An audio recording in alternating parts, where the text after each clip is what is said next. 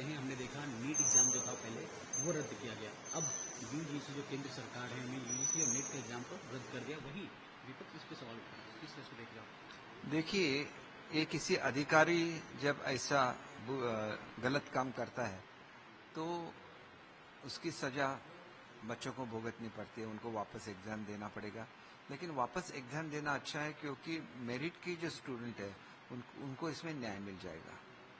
महाराष्ट्र सरकार किस तरह से बच्चों को प्रोवाइड करेगी, क्योंकि हालांकि Whatever facilities are required for conducting the exams, the government is always there to support. सिर्फ सवाल जानना चाहिए, जिस प्रकार से कल बीजेपी शिवसेना का स्थापना दिवस था, फाउंडेशन डे था, वहीं उद्धव ठाकरे प्रधानमंत्री मोदी को सीधा चैलेंज कर दिया कि आप लोकसभा में आपने प्रचार किया, आपका अभी भी समय है, आप विधानसभा में आइए प्रचार कीजिए। किस तरह से देखिए, उनकी और मोदी जी की तुलना नहीं हो सकती। कोई भी किसके भी बारे में कुछ भी बोल सकता है। इसका मतलब ये नहीं है कि उनको ये बोलने का अधिकार है। इश्यूज डिफरेंट थे, उनको इसके बारे में थोड़ी तो अपने मन की ये करनी पड़ेगी कि वो बाबा साहब के विचारों से कितने अलग निकल गए, कि उन्होंने ध्रुवीकरण जो कांग्रेस की नीति है उसको उन्होंने अपनाया। और इस वक्त जो ध्रुवीकरण हुआ था वो एक गलत फहमी के वजह से हुआ था कि कुछ नए एक्ट आएंगे, कुछ अन्याय हो जाएगा।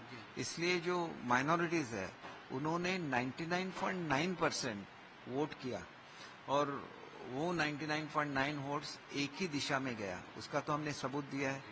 जो फतवे निकाले थे उसका सबूत दिया। इसके खिलाफ हम कोर्ट में जाने वाले हैं। अगर ये हम लोग सिद्ध कर सके तो जो लोग जीत चुके हैं इस फतवे की वजह से उनकी तो इलेक्शन रद्द भी हो सकती है। तो ये उनको डर है, इसलिए कुछ भी बोल रहे हैं। वो तो अपने जो बच्चे कार्यकर्ता है, क्योंकि वो तो अपना बेस तो खो चुके हैं। ये तो एविडेंट हो गया कि 13 जगह पे उनका हमारा सामना हुआ और इन वोटों के बावजूद हमारे साथ आए। नहीं तो 13 के 13 हमारे कैंडिडेट जीत के आते। इसमें से लेस कीजिए, क्योंकि इनके मतदाता नहीं है पहले से। तो इसका मतलब साफ है कि बाबा साहब के विचारों से अलग निकल गए, कांग्रेस के तरफ हो गए। फिर उनको तो कांग्रेस में शामिल होना चाहिए और राहुल गांधी को बुलाना चाहिए अपने कैंपेनिंग के लिए। मोदी साहब ऐसी छोटे छोटे चीजों के लिए बिल्कुल नहीं आते। उनको तो इंटरनेशनल सब मैटर्स है, देश के पूरे सवाल है, इतने सब डिसीजन ले रहे हैं। तो एक बड़ा ही नेता है, वो अपनी जगह पे रहेंगे। साथ साथ ये भी कहा है, उन्होंने चैलेंज दिया है साफ साफ, ये सरकार जो एनडीए की सरकार है दिल्ली में वो गिर जाएगी और कहीं ना कहीं इंडिया ये जो लोग ज्यादा घूमते नहीं हैं, आराम करते हैं, उनको सपने आते हैं, दिन में भी सपने आते हैं। ये सपने कभी सच नहीं होते। सर बात करते हैं संजय राउत की, जिस हमने देखा लोग एक प्रकार का प्रेम प्रधानमंत्री मोदी को ब्रांड कहते थे, उन्होंने उसकी ब्रांडी से तुलना की है संजय राउत की प्रधानमंत्री मोदी की। देखिए, वो एक ऐसे संवाददाता है जो अब जिसको इनडिसेंट बोल सकते हैं। डिसेंसी बिल्कुल नहीं है। किसके बारे में क्या बोलते हैं, वो ना के सिर्फ एक व्यक्ति है, वो एक भारत के पंतप्रधान है और जग के जो सबसे ज्यादा पॉपुलर लीडर्स है उनमें उनकी गणना होती है।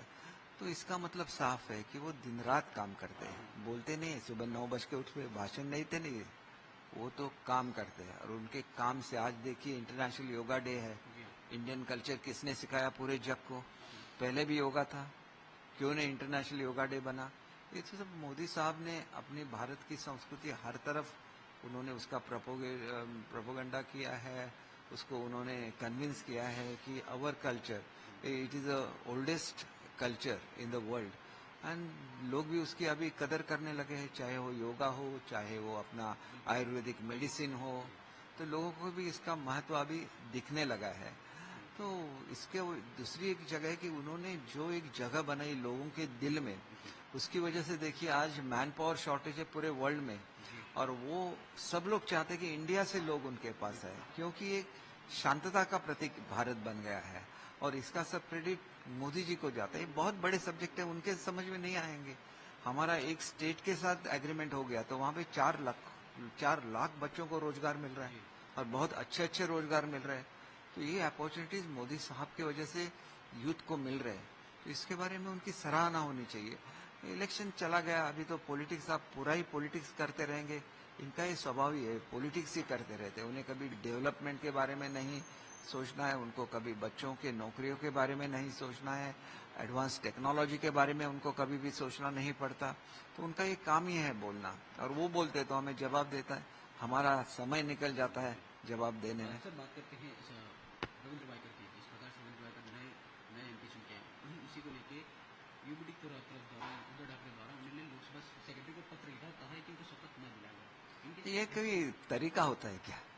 देखिए, भारत को गवर्न किया जाता है कॉन्स्टिट्यूशन से, जी, और जब election commission is a constitutional body, जब उसको किसी भी कैंडिडेट को वो डिक्लेयर करते हैं इलेक्टेड, तो सिर्फ कोर्ट को ही ये अधिकार है कि उसको कैंसिल कर दें, क्योंकि डेमोक्रेसी है, इसमें बहुत अहमियत है। चुने हुए लोग चाहे वो एक मत से भी आए तो वो इलेक्टेड रिप्रेजेंटेटिव बन जाते हैं, तो उनके खुद के अधिकार है। तो मुझे इतना ही कहना है कि ऐसी बातें मत कीजिए जो बेवजह की बातें हैं। इस बातों से कुछ नहीं निकलता। एक पब्लिक प्रोस्पेक्टिव कि उनके पास अब जो बचे कुचे कार्यकर्ता है उनको कैसे साथ में रही, वही उनका एक वरी है, और वो उनको वरी करना चाहिए, क्योंकि ये जो ध्रुवीकरण हुआ है ये विधानसभा में नहीं चलता है, क्योंकि ये पॉपुलेशन बिखरा हुआ रहता है हर कॉन्स्टिट्यूंसी में, तो वो अफेक्ट कर सकता है लोकसभा को, लेकिन विधानसभा को अफेक्ट नहीं कर सकता। और इंस्पिरेशन लोगों के बहुत होते हैं, उनको भी एमएलए होना होता है, तो वो आपको वोट क्यों देंगे? वो खुद चुन के आएंगे उस कॉन्स्टिट्यूंसी से। तो ये अलग अलग बातें हैं। और लोग भी जब ध्रुवीकरण हुआ था तो हमें बोल रहे थे कि किसी मुद्दे पे हम लोग ये मतदान कर रहे हैं, विधानसभा में हम ऐसा मतदान नहीं करेंगे। तो जो भी गलत फहमियाँ है उसको दूर करना पड़ेगा, इतनी बात है। कल फाउंडेशन दिन के मौके पे हमने देखा कि रामदास कदम ने एक भाषण स्पीच दी अपनी, जिसमें कहा अजीत पवार को लेकर कि अगर महायुति में इनको थोड़ा देरी से लाते तो शायद हमको फायदा हो सकता था। नहीं, इस बयान को कितना सही देखिए? देखिए, मेरा तो ऐसे कहना है, देखिए वो बहुत बड़े नेता है, उन पे मैं कोई कमेंट नहीं कर सकता, लेकिन अभी महायुति के जो सदस्य है उनके बारे में, एक दूसरे के बारे में कुछ भी नहीं कहना चाहिए। ऐसे इंस्ट्रक्शंस मुख्यमंत्री जी ने भी हमें सबको दिए हैं। तो मुझे ऐसे लगता है कि वो बड़े नेता होने की वजह से उनको मैसेज नहीं पहुंच गया होगा, लेकिन ऐसा नहीं होना चाहिए। जो भी है रिस्पेक्ट, हर किसी का रिस्पेक्ट महायुति में होना चाहिए। असेंबली चुनाव में कितनी सीट आप लोग मांगेंगे? हालांकि हमने देखा था, लेकिन आप लोग की तरफ से चर्चा होगी, किस प्रकार की रणनीति चल रही है, चर्चा चल रही है, प्रिपरेशन चल रहा है? नहीं, देखिए, ये तो शिंदे साहब नेगोशिएट करेंगे, लेकिन जो भी है जल्दी हो जाए, इतना ही हमारा कहना है। Thank you.